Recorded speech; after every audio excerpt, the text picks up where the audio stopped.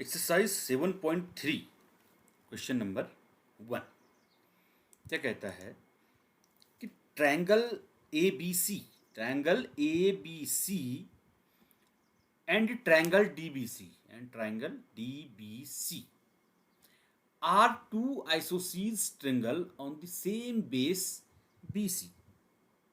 त्रिभुज A B सी और त्रिभुज डी बी सी एक ही आधार BC पर बने दो समद्विबाहु त्रिभुज हैं। ठीक है। And vertices A and D are on the same side on the BC। A और D भुजा BC के एक ही ओर पे स्थित है। Okay. If AD is extended to intersect BC at P. If AD is extended to intersect BC at P. AD को बढ़ाने पर BC को P बिंदु पर प्रतिच्छेद करे तो दिखाइए कि triangle ABD congruent triangle ACD। अब इस क्वेश्चन में 4 पार्ट है तो हम इसको पार्ट वाइज करेंगे। पहले हम पहला पार्ट प्रूव करते हैं। क्या कह रहा है कि triangle ABD congruent triangle ACD, ये प्रूव करो कह रहा है। तो देखिए in triangle ABD and triangle ABD yellow triangle and in triangle ACD. ABC and DBC are two isosceles triangle. So in triangle ABD and in triangle ACD, AB equal to AC, ये हमको दिया है। ठीक है, given. BD equal to CD, ये भी हमें दिया है, given. And AD is common side, AD equal to AD, common side उभयनिष्ठ भुजा हो गई। तो कौन सी कॉन्ग्रुएंसी लगी? Side side side side side side congruence relation से triangle ABD congruent triangle ACD, ये प्रूव करना था पहला पार्ट। ठीक है। अब ना triangle ABD congruent triangle ACD prove हो गया तो angle BAD equal to angle CAD ये बराबर होंगे। क्यों? Corresponding part of congruent triangle are equal. Angle BAD equal to CAD, corresponding part of congruent triangle are equal. ये BAD है। अब इसको हम BAP भी लिख सकते हैं।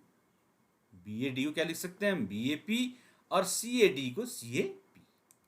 तो angle BAP equal to angle CAP, ये हमारी इक्वेशन नंबर फर्स्ट होगी। पहला पार्ट हमारा प्रूव हो। ठीक है। अब हम चलते हैं सेकेंड पार्ट की तरफ। क्या कह रहा है second part? Triangle ABP congruent triangle ACP, ABP congruent triangle ACP, ये प्रूव करना है। तो इन triangle ABP and triangle ACP, AB equal to AC, ये हमें गिवन है। Okay. And angle BAP equal to angle CAP, कहां से? अभी हमने ऊपर प्रूफ किया था फ्रॉम इक्वेशन फर्स्ट से। Angle BAP equal to angle CAP from equation first. Okay. And AP equal to AP common side, AP equal to AP common side. तो कौन सा लगा? Side angle side. Side angle side congruence relation से triangle ABP congruent triangle ACP. अब जब triangle A B P congruent triangle ACP है तो BP equal to CP, corresponding part of congruent triangle are equal.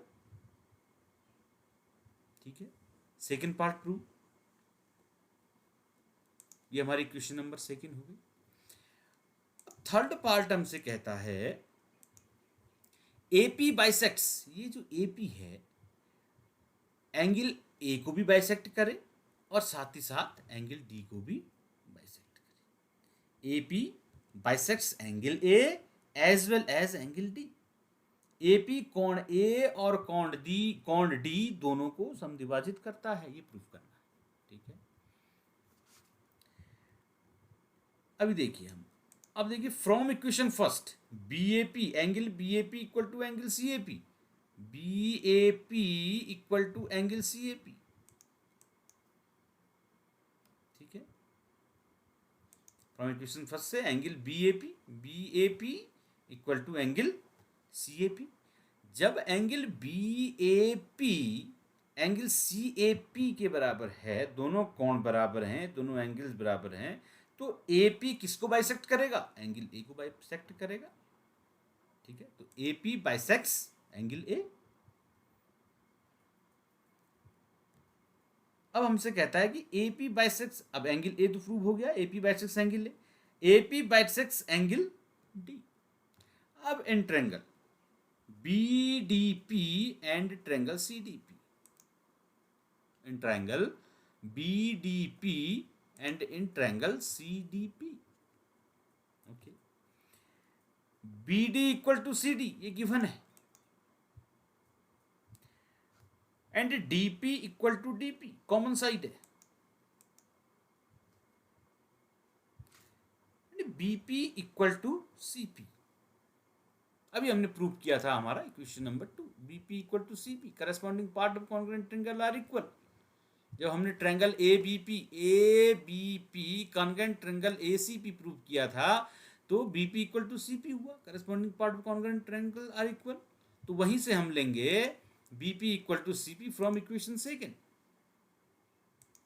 फिर वही side side side congruence relation से triangle BDP congruent triangle CDP.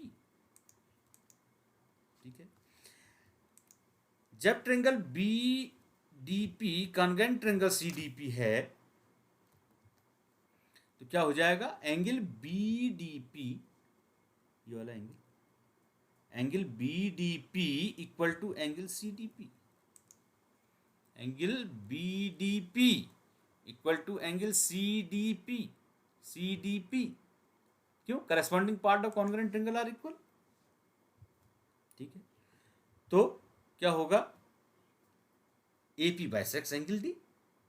जब BDP और CDP दोनों बराबर हो गए तो इसका मतलब जो AP साइड से है वो एंगल D को बाइसेक्ट कर रहा है, hence AP bisects angle D। ठीक है, थर्ड पार्ट प्रूव हो गया, AP बाइसेक्ट्स एंगल A और AP बाइसेक्ट्स एंगल D। अब BPD इक्वल टू CPD क्यों? Corresponding part of congruent triangle are equal. ठीक है, बीपीडी इक्वल टू सीपीडी। जब बीडीपी ट्रायंगल और सीडीपी ट्रायंगल दोनों सर्वांग सम हैं तो बीपीडी इक्वल टू सीपीडी, दोनों कोण भी बराबर होंगे, सर्वांग सम त्रिभुजों की संगत भुजाएं बराबर, corresponding part of congruent triangle are equal. CP CT, equation number third. ठीक है, अब ना अब फोर्थ में हमसे कहता है, फोर्थ पार्ट कहता है कि AP is the perpendicular bisector of BC। AP रेखाखंड BC का लंब समद्विभाजक है, ये प्रूव करो कहता है। ठीक है, तो देखिए angle BPD plus angle CPD equal to 180 degree. क्यों? लीनियर पेयर ऑफ एंगल्स, ये हमारी कोई लाइन हुई, इसको ये इंटरसेक्ट किया किसी लाइन ने, तो ये और ये दोनों ओर बने कोण का 180 अंश होता है।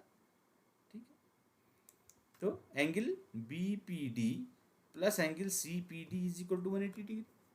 ठीक है, अभी हमने प्रूव किया है पहले ऊपर कि B P D equal to C P D from equation third. ठीक है, तो बी पी डी की जगह हम सी पी डी की जगह हम बी पी डी रखते हैं, ये लीनियर पेयर एंगल्स हो गए। तो angle B P D plus C P D की जगह हमने बी पी डी रख दिया इज इक्वल टू 180। सॉल्व करेंगे, twice angle B P D is equal to 180 degree, angle B P D is equal to 90 degree. ठीक है, angle B P D is equal to कितना आ गया, 90 degree आ गया। अब देखिए ये क्वेश्चन नंबर 4 हो गई। ठीक है, इक्वेशन नंबर 4। अब हमने जब triangle A B P congruent triangle A C P prove किया था तो वहां पर हमें B P equal to C P मिला था। Corresponding part of congruent triangle are equal, equation number 2। From equation second and fourth से हम कह सकते हैं कि क्या क्या प्रूव करना है, A P is the perpendicular bisector of B C. From equation second and equation 4, equation second and 4, ये B P equal to C P and 4 angle B P D is equal to 90 degree. From equation second and 4 it can be said that A P is the perpendicular bisector of B C. A P रेखाखंड B C का लंब समद्विभाजक है। ये था exercise 7.3 का question number 1।